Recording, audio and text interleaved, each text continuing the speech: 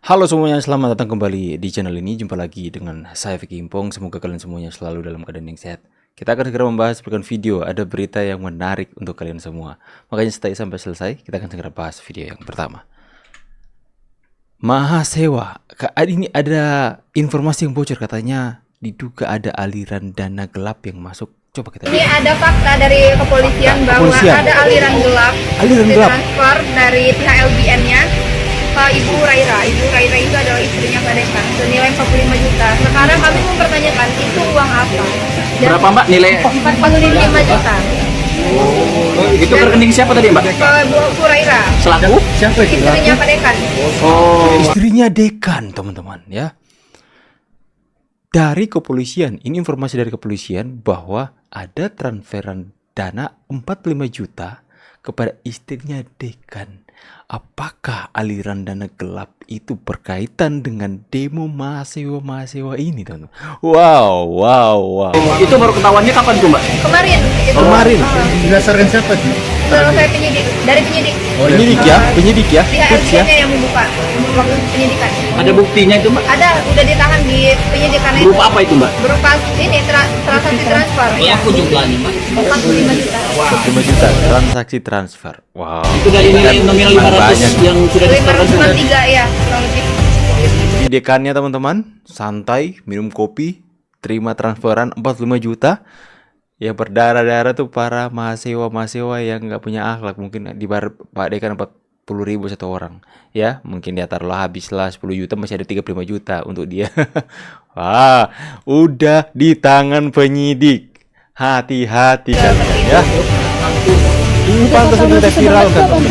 Iya, kurang lebih. Yang berangkat itu 77, cuman yang nggak berangkat itu ada sekitar berapa totalnya itu 93 mahasiswa. 14 dosen itu yang berangkat. Ini juga fun fact buat kalian wartawan bahwa Dosen, dekan, semua terlibat teman-teman. Ini seperti terstruktur ya. Kalian di masing-masing kampus, para dekannya, orang-orang yang ada di dalamnya itu dibayar sekian rupiah. Kemudian diminta untuk kerahkan mahasiswa untuk melakukan demo di mana-mana. Kemudian mereka akan merekam. Mereka mau membangun narasi menunjukkan bahwa kejadian reformasi 98 akan terjadi lagi. Kalian mendengar apa yang dikatakan oleh Rocky Gerung kemarin, reformasi jilid 2 akan terjadi lagi. Ya, itu mereka sudah setting teman-teman. Kemudian orang seperti Rocky Gerung mengangkat itu ke publik dan mau menciptakan opini di tengah-tengah masyarakat bahwa Indonesia sedang kacau oleh pemerintahan Pak Prabowo hari ini dan masih sudah bergerak. Padahal mereka semua adalah bayaran.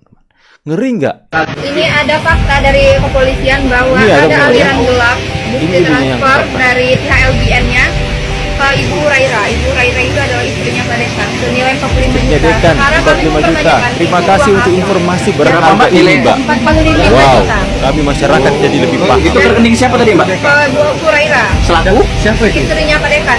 Oh, itu baru ketahuannya kapan tuh Mbak? Inilah teman-teman ya.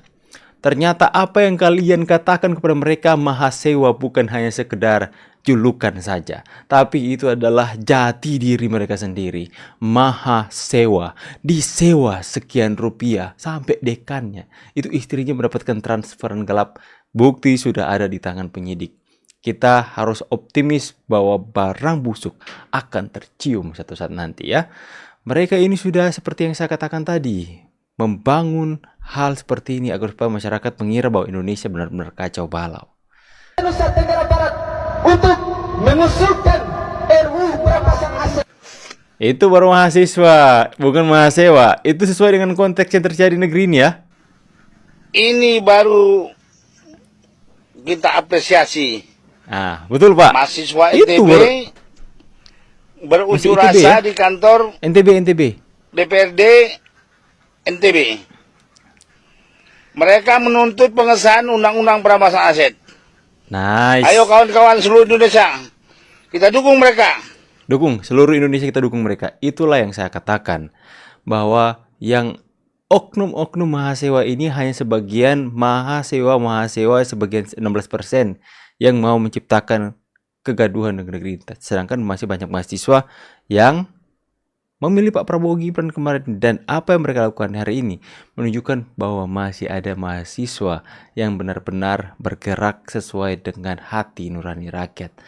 Mereka melihat sesuatu hal yang krisis terjadi di negeri ini soal koruptor, mereka demo menuntut hal yang diinginkan rakyat, sahkan undang-undang perampasan aset. Itu baru bilang mahasiswa, ya. Nggak kayak tadi ya, dibayar dari dekannya udah terima 45 juta sampai kepada mereka 40.000 satu orang. Adili Prabowo nah kudu diadilinya itu ngarugikan negara untuk korupsi si Prabowo mah tidak melanggar hukum, tidak ada kebijakan yang dilanggar. Rarasaan mah ayeuna teh korupsi kelbarareunangnya program-program. Ya, jadi dari siapa tuh dananya? Itu harus diusut tuntas ya, harus diusut tuntas teman-teman. Dalangnya harus ketangkap ini. Perlu juga saya sampaikan bahwa saya sudah ingatkan sejak awal kepada para menteri Kabinet Indonesia Maju, jangan korupsi. Sudah sejak awal. Dan juga terus-menerus saya sampaikan untuk menciptakan sistem yang menutup celah terjadinya korupsi. Oleh sebab itu, juga berulang kali saya mengingatkan ke semua pejabat negara, baik itu menteri, gubernur, bupati, wali kota, dan semua pejabat, untuk hati-hati dalam menggunakan uang dari APBD kabupaten kota, APBD provinsi, dan ya, tapi inilah yang saya bilang, setiap presiden yang memimpin Indonesia itu pasti ada kelebihannya. Dan kelebihan yang dimiliki oleh Pak Prabowo yang tidak ada kepada Pak Jokowi adalah apa? Menangkap para penghina tersebut. Itu yang saya mau. Saya sudah mengatakan sejak sebelum Pak Prabowo dilantik menjadi presiden. Saya mengatakan, Pak, tolong jangan seperti Pak Jokowi. Kami sakit hati, orang yang kami cintai itu benar-benar dihina, dihujat habis-habisan, tapi mereka nggak diproses. Ujung-ujungnya minta maaf dan habis. Mereka berulang lagi, minta maaf dan habis sudah. Tapi sekarang kita melihat tuh kami benar-benar puas, Pak. Jangan biarkan adab caci maki, adab hina-hina kepada kepala negara itu terus menjadi bertumbuh subur atas negeri ini. Nah, ini kalau kalian belum tahu, ini ada undang-undangnya bagi mereka yang menyerang harkat dan martabat presiden dan wakil presiden. Pasal 218 ayat 1, setiap orang yang di muka umum menyerang kehormatan atau harkat dan martabat dari diri presiden atau wakil presiden dipidana dengan pidana penjara paling lama 3 tahun, 6 bulan atau pidana denda paling banyak kategori 5. Ada undang-undangnya teman-teman ya. Jadi jangan ragu-ragu untuk kepolisian untuk menindak tegas. Karena itu ada tertuang dalam undang-undang pasal 218 ayat 1. Itu harus ditindak. 3 tahun, lumayan mereka 3 tahun ya nggak kerja ya. Inilah yang dinamakan mahasiswa ya. Habis demo dapat uang 40.000, 50.000, mereka patungan, ayo kita ke clubbing. Hidup mahasiswa, habis gelap terbitlah uang, habis demo terbitlah dugem. Party bos. Aduh asik, gelap-gelapan gini yang kalian suka ya.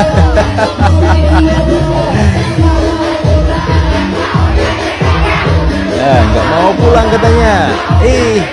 Asik deh, maunya digoyang. Ya, jadi teman-teman ya, jangan terfokus dengan penggiringan opini yang ditimbulkan kekacauan-kacauan oleh mahasiswa-mahasiswa di beberapa daerah yang ada. Mereka itu hanya sebagian kecil saja yang berisiknya minta ampun. Mahasiswa itu dikendalikan atau ditunggangi oleh oknum-oknum siapa, saya nggak tahu, entah para koruptor atau partai siapa ya. Kemudian mereka koordinasi untuk hari ini kalian lakukan gerakan di sini secara serentak, Indonesia gelap temanya ya, seperti ini, seperti itu. Jangan dulu serta-merta kalian menyerang Pak Prabowo, serang dulu kebijakannya. Tapi kemudian Indonesia gelap jilid 2. Mereka sudah menyerang Pak Prabowo. Turunkan Prabowo, adili Prabowo. Sudah ketahuan motifnya ya. Dan akhirnya polisi mulai melakukan penyelidikan dan terbongkarlah ada aliran dana gelap masuk ke istri dekan 45 juta. Itu dari mana uangnya? Dan kemudian dikoordinasikan kepada 19 mahasiswa dan mungkin mereka mencari mahasiswa yang lain. Kalian lapar? Ini aku punya 40.000, ikut saya demo. Inilah yang harus kita perjuangkan, teman-teman. Kita harus sampaikan berita ini bahwa Indonesia baik-baik saja. Akan tetapi Indonesia tidak baik-baik saja dari kelompok-kelompok pemecah belah ini, para koruptor-koruptor ini yang belum ketangkap. Mereka takut sekarang. Ya, koruptor-koruptor ini ada di tempat-tempat elit. Ya, koruptor-koruptor yang belum tercium ini, mereka sedang berusaha bagaimana cara untuk menjatuhkan Prabowo, karena Pak Prabowo benar-benar nggak pandang bulu hari ini. Makanya rakyat Indonesia, hey silent majority, jangan terlalu lama kalian diam. Saatnya kalian bersuara mendukung Pak Prabowo, mendukung beliau, karena kita masih ada beberapa tahun lagi untuk kita menggunakan suara kita. Jangan diam terlalu lama. Saatnya kalian bersuara. Kita dukung, kita buktikan, nyatakan bahwa apa yang mereka lakukan hari ini, demo-demo mereka untuk menciptakan sebuah pemandangan Indonesia sedang kacau balau, itu kita patahkan dengan kita katakan bahwa rakyat baik-baik saja, rakyat bersama dengan Prabowo, rakyat mendukung Pak Prabowo memberantas, membabat habis para koruptor-koruptor.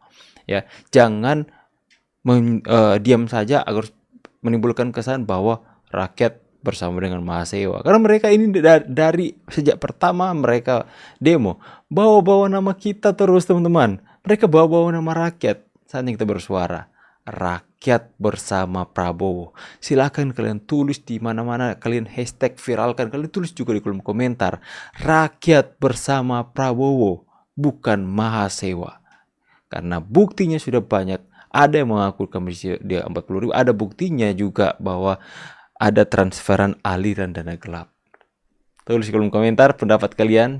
Jangan lupa kita sama-sama viralkan hashtag rakyat bersama Prabowo. See you on the next video and God bless. Bye guys.